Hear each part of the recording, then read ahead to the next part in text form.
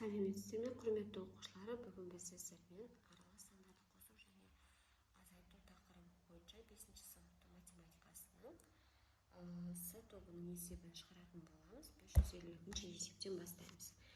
Бірінші, бос орындарды толтырып теңдеуді шешіңіз делінген. Тегін мұнда 3х, мына жерде бос орын бар. Азайтылған 4,x тең 1 тең 3,3 деген. Бұл жерде қараңыздар, бос орын мына жерде тұр. Нешеден 4 азайтқанда 3 қалады бізде, яғни 7-ден. Сонда мына жерге 7-ні қояйық. Ортақ бөлімде енді қарасаңыздар 3х, мұнда x. Ортақ бөлімде 3х-тен береміз. Сонда мына жерге 3-тен тиеді, мұнда 1-ден. Сонда 8-ден азайтамыз 3-ті.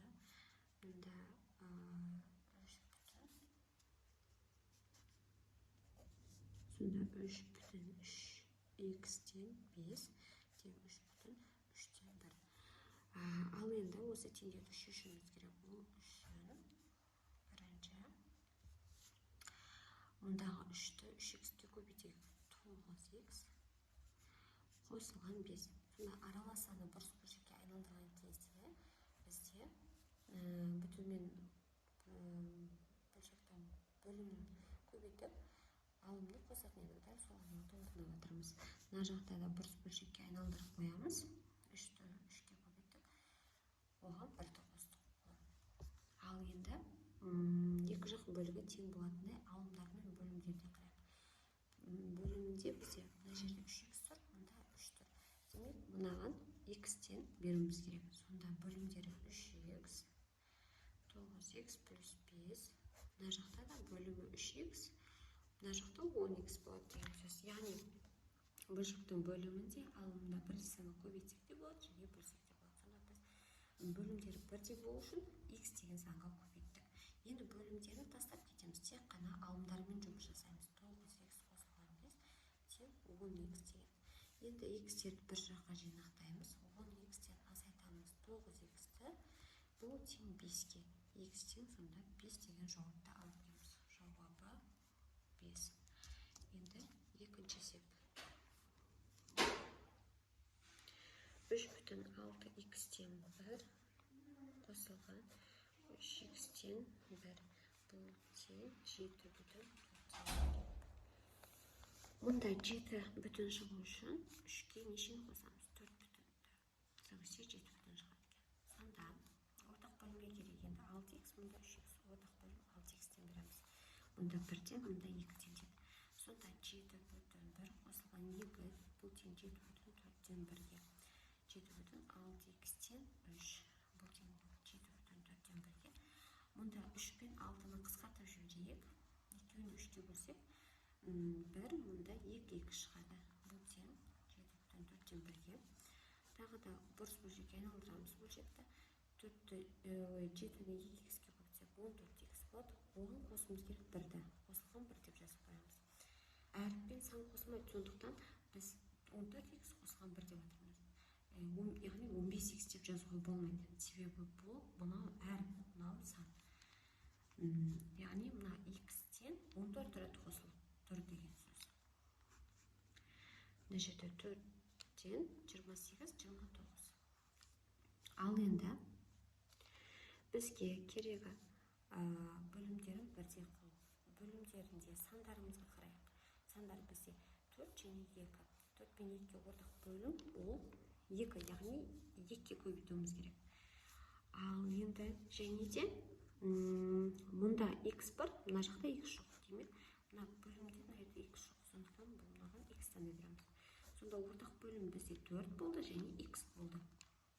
Сонда 2-ке көбейтіп аламыз. 28х қосылған 2 тең мұнда 4х-тен 29х деген кетсең.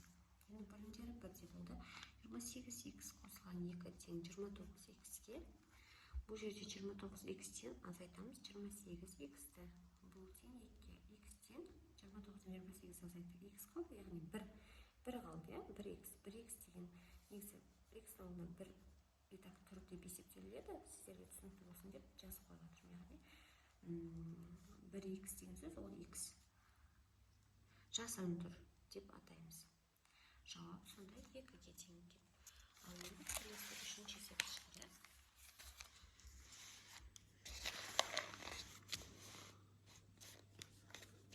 Үшінші теңдеуді шығарайық. 8,3x'тен 1 азайтылған 5x'тен 1 6,30'дан 1. Мұнда 8-тен нешені азайтқанда 6 шығады? Бізде 2-ні азайтқан кезде. Сонда ортақ бөлім 3 пен 5-ге ортақ бөлім 15. Екеуінде де x бар, демек x-ті көшіреміз. Сіздерде яғни тақырыпты өткен кезде біз білетін едік, бөлім деп қандай да бір сан бірдей болып тұратын болса, сол санда да бөлімне қосып жазуымыз керек. Сол сияқты мына екеуі бірдей болып тұр, сол санды көшіреміз деген сөз. Мұнда 6 бүтін, мұнда 5-тен дейді, мұнда 3-тен дейді. 5-тен 3-ті азайттық, 2.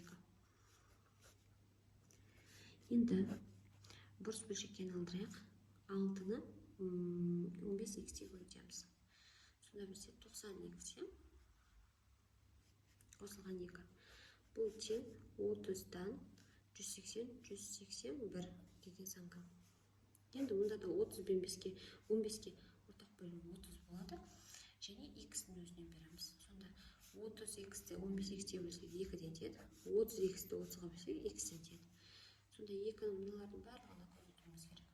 180x қосылған 4. Бұл тең 30x-тен, яғни мына x-ті алымына да бөліміне де көбейтеміз ғой. Мұнда да алымына да бөліміне де 2-ні көбейттік. 181x дедік. Сонда бөлімдер бірде болды, енді алымдарымен ғана жұмыс жасаймыз. Теңестіруіміз керек. Сонда 181x-тен азайтамыз 180x-ті, бұл тең 4-ке. X-тен, сонда ол 4. Ал енді келесі 553-ші есепке көшейік.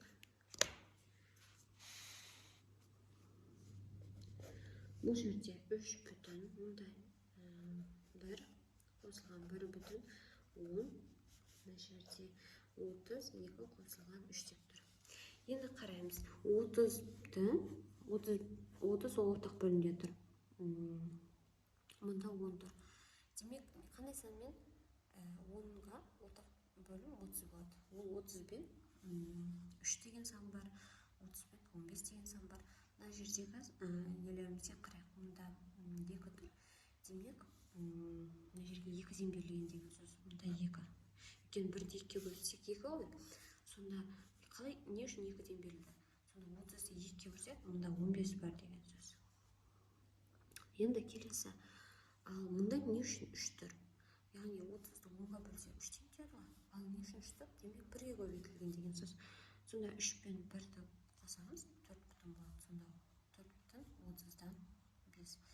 Бұл қосындыны таптық. Енді қысқаратын болғандықтан қысқартып қояйық. Екінші 1 бүтін 25 қосылған 7 бүтін 1 75, мұнда 9 қосылған 5 болып. Енді біз қарайық. 1-ге 7-ні қостық, 8 бүтін болды. 75-ті 25-ге бөлсек, бізде 3-тен теді. Ал енді мына жерде 9 болып тұр. Демек, 3-ті 3-ге көбейткендіктен 9 шығып тұр деген сөз. Ал мына жерде 5 болып тұр. Демек, 75-ті 5-ге бөлсек, онда 15-тен теді деген сөз. Сонда 8 бүтін 9-ға 5-ті қостық. Мына 8 бүтін 75-тен 14. Үшінші есеп. 2, мұнда 9 қосылған 12-ден 1. 6, 27 қосылған 48. 48-ді біз 12-ге бөлейік. Бізде біріншіні 6 бүтін шығарылықшы, 2-де нешені қосқанда 6-дан 4-ті қосқанда. 48-ді 12-ге бөлдік. Бізде 4-тен теді. Демек, мына жерге 4 қойымыз керек деген. 1 мен 4 көбейтсек 4 қой. Ал енді 27 қаяқтан шығып тұр. Демек, 9 пен 3 деген сан көбейтілген. Ал демек, 3 не үшін шығып тұр? Себебі 48-ді 3-ге бөлген. Сонда бұл жерде бізде 16 деген сан болған деген сөз. Сонда 6 бүтін 48-ден 31 деген сан шығады. Төртінші есеп. 3 бүтін 1 қосылған. Мұнда 2, мұнда 15. 7, 5, қосылған 60.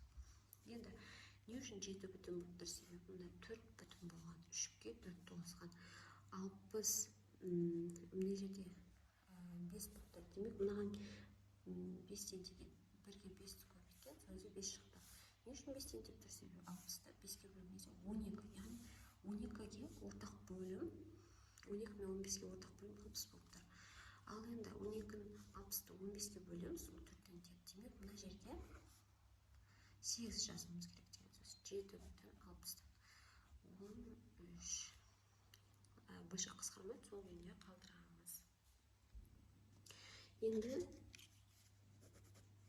554-ші есеп шығарайық.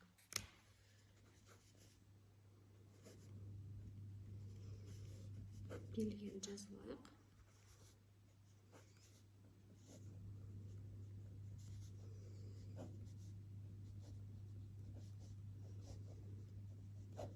Бірінші біз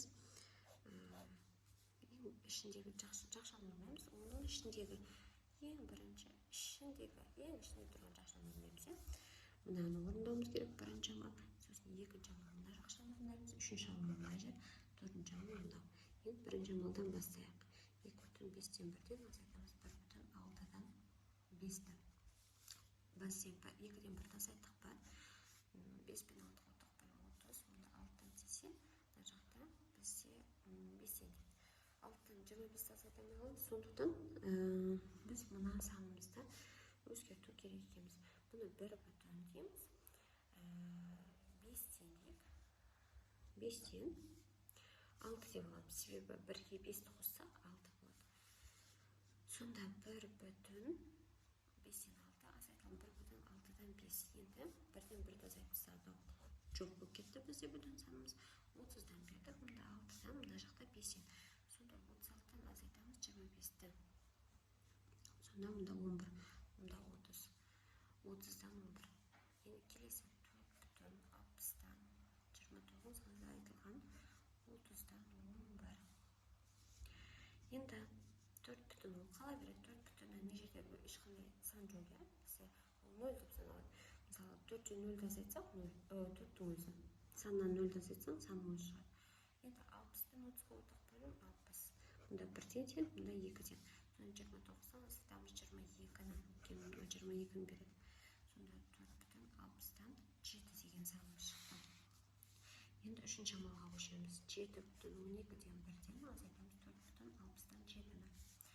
Енді ортақ бөлім бізде 60 қоя. Мұнда 5-тен тең, мына жерде 7. 5-тен 7-ні азайтамыз. Сол себепті 7-ден 1-ді азайтып тастаймыз. 6 бүтін қыламыз. 12-ден бөлімі өзгермейді, ал алымына осы бөлімдегі тұрған санды қосамыз. 13. Азайтылған 4 бүтін 60-дан 7. 6-дан 4-ді азайттық 2.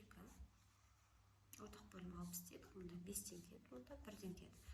13-ті 5-ке көбейттік 65, азайтылған 7. Сонда 2 бүтін 60-дан 58. 58 пен 60-ты қысқарталамыз екеуінде. 2-ке бөліп тастайық 30. Мына жақта 29. Енді 4-ші амал. 5 бүтін 15-тен 7 азайтылған 2 бүтін 30-дан 29. Бұл тең. Бізде ортақ бөлім 30-тен беріледі. Мына жаққа 2-тен деді.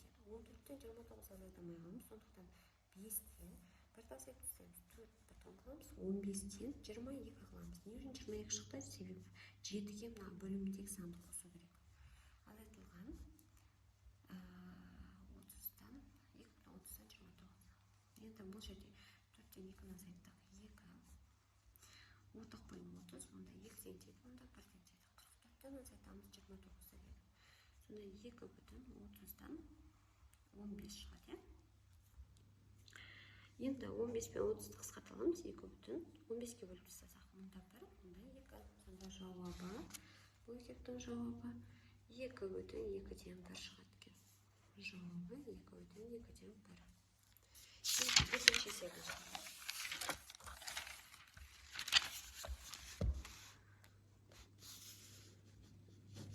Белгілерін жазылайық. 6 бүтін 24-тен 13 азайтылған 14 бүтін 24-тен 7, 10 бүтін 48-ден 31.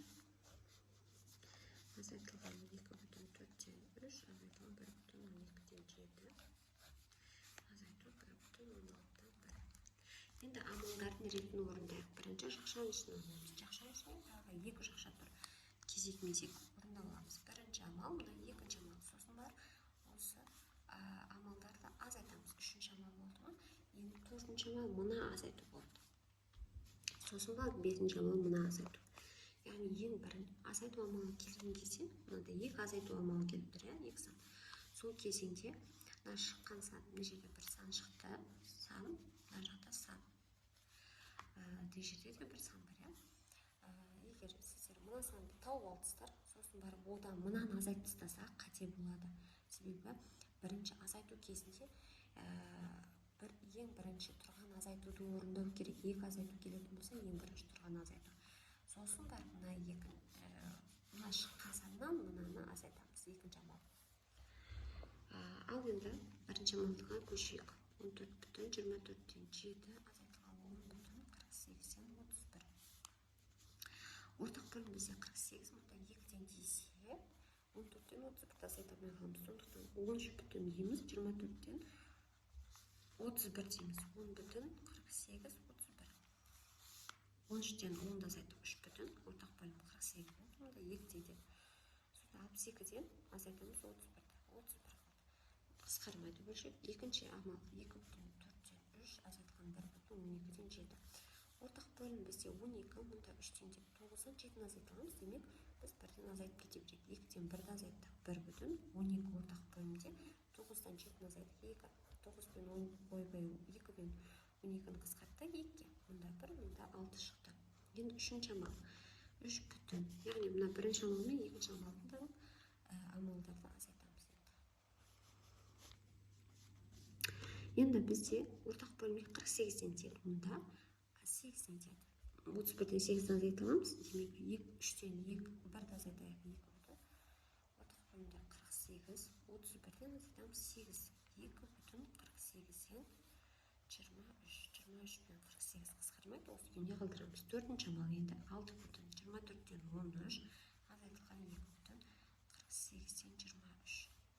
Ортақ бөлім 48, мұнда 2-ден десе 26-дан 23-ді азайтуға болады. Сонда 6-дан 2-ні азайта салайық 4 дейміз. 48 бөлімінде 26-дан азайтамыз 23-ді. Сонда 4,48-ден 3. 48 пен 3-ті қысқартайық. 2-інде 3-ке бөлдік 1, мұнда 16. Бесінші амал енді 4,16-дан 1, азайтылған 1,16-дан 1. 4-тен 3-ті 1-ді азайттық. 3,5 қалды. Бөлшектері 1 деген. 1 сандарды азайтып тастасақ 0 болады. Сонда 3 деген жауабымыз шығады екен. Жауабы 3. Жауабы 3. Осымен достар, құрметті оқушылар, біздің С тобының есептерінің бірінші бөлімі, талдау бөлімі аяқталды. Видео сіздерге ұнаса, видеоға лайк басып, және каналға тіркелуді ұмытпаңыздар. Сонымен қатар достарыңызға да бірге жіберіп, осы есептің шығару жолын талқылаңыздар, үйреніңіздер. Және комментарийде өздеріңіздің пікірлеріңізді қалдыра кетіңіздер. Келесі екінші С тобының екінші бөлімін талдайтын боламыз. Келесі видеоларда кездескенше.